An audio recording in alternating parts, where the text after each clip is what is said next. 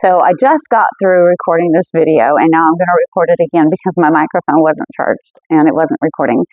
So, hello, my name is Connie. Welcome back to my channel. Have you ever seen the movie Grease? What if Grease was kind of like a metaphor into what we're supposed to do? Imagine Danny and his little group of guys as the real world. And imagine Sandy and her attitude about everything as heaven. Now think about this. Because Sandy was, she was kind of tormented by those other girls for being different, for being pure, for being honest, for being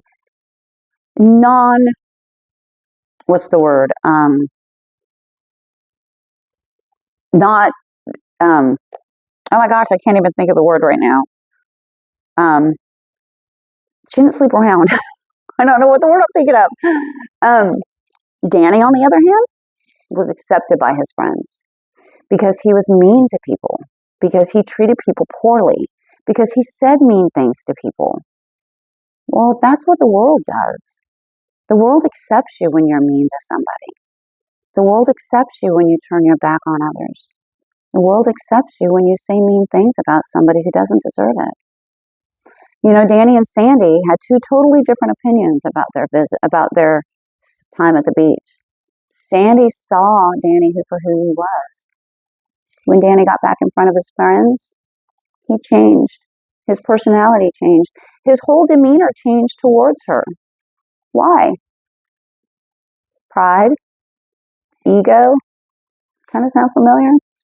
Maybe, kind of a little bit close to what Jesus tells us that we have to exit from.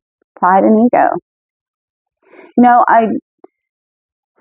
There's so many things that I just don't agree with in today's worldview. So many things. I don't believe that. Okay, here's an example. The church tells you that the supernatural is demonic, but yet they think somebody's going to come out of the clouds riding a unicorn, and that's not supernatural. I mean, really? So is that? We all obviously know that Jesus coming out of the clouds on a horse or on a unicorn is not demonic, but we're not supposed to believe in the supernatural. We're supposed to believe that that's going to happen, but not anything else supernatural. I don't understand it. I don't understand how people can treat others poorly just because they're around a group of people. I think that if we really want to be honest with ourselves, we have to look and see how much influence those people are having around us, or having on our decisions, on our influence of choices that we make.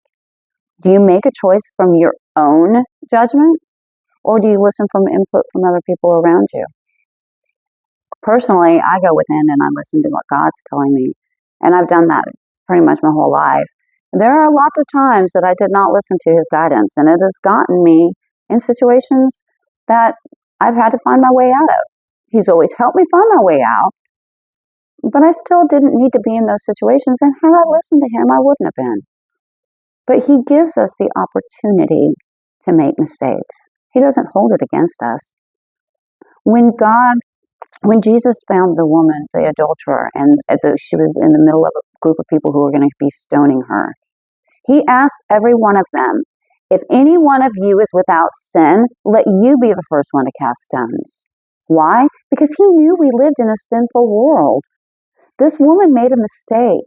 He told her she was forgiven. Now go and sin no more. Period. That was it. No reprimanding of how you behaved. No reprimanding of what you did was so wrong. No reprimand of how what you did was hurting all these other people. Just simply go and sin no more. That's been Jesus' whole message the whole time, is being able to walk away from the ego, from the pride, from the talk or the chatter that goes on in your ear, from everybody around you, and listening to the divine talk to you. Because while we're listening to everybody else, we can't hear God. His decision It's going to be something totally different than what everybody else tells us. People tell you what to do based on what they've experienced themselves. That is their advice, and that is how they base their advice.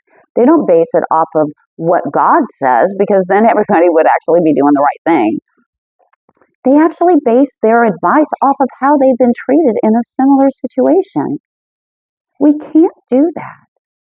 We cannot base our situation off of somebody else's situation.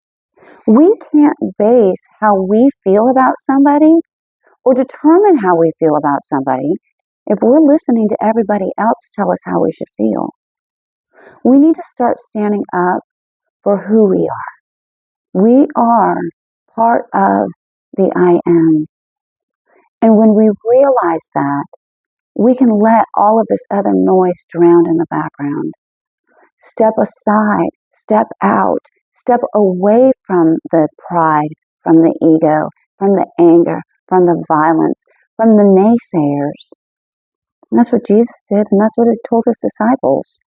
You can't live in this world and be a part of it. And you're a part of it if you're slandering everybody else that comes to you who doesn't think exactly like you.